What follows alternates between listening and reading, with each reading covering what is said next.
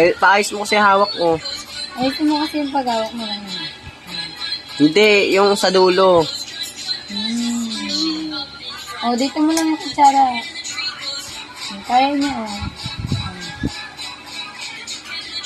Ay, nilaglag. Kakamay niya na naman. Pag nainis siya, pag nainis yan, ayusin mo na lang kasi yung kamay. Yung ano niya, paghawak niya ng kutsara. Ano ba? Kung paano ka humawak ng kutsara. Yan o. Hindi. Ganon? Pag sa kanya, ganun pa lang. Ganyan. Oh, gayahin mo. Ito niya nga sa dulo. Sa dulo naman kasi. Uy. Diyos ko po. Huwag mo i-ano yung kamay mo. Ay, kaya niya nga daw may malalaglag. Huwag mo i-ano yung kamay mo, anak. Punasan mo niya, no?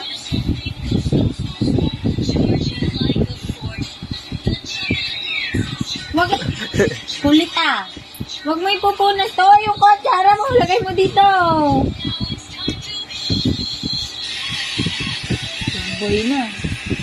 1 year old, pero gusto na magkanin, no? Ay, ito yung pag hindi niya, ano. Diyos ko, kalakal pa ng subo niya.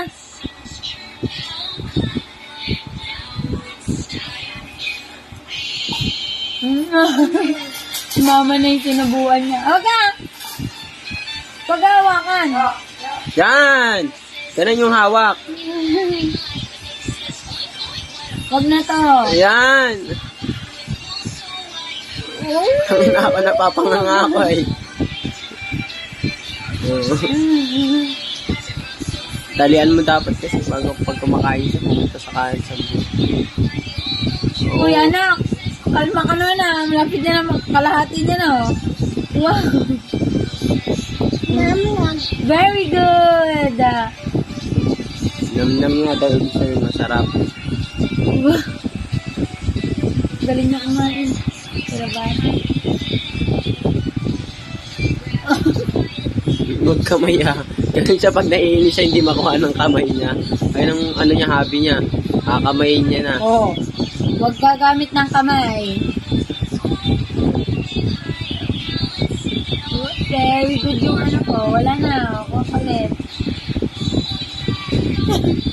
Direct. Gusto ko niya kasi pati yung kutsara, mapaypasok sa bibig niya eh.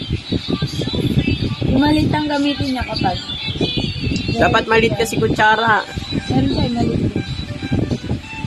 Ako. Si mama? Ikaw lang. Sinubuan pa ako.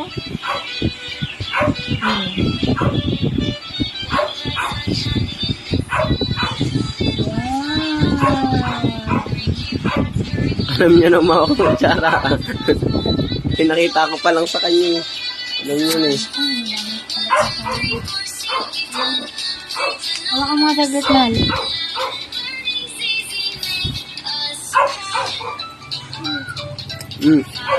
Come on.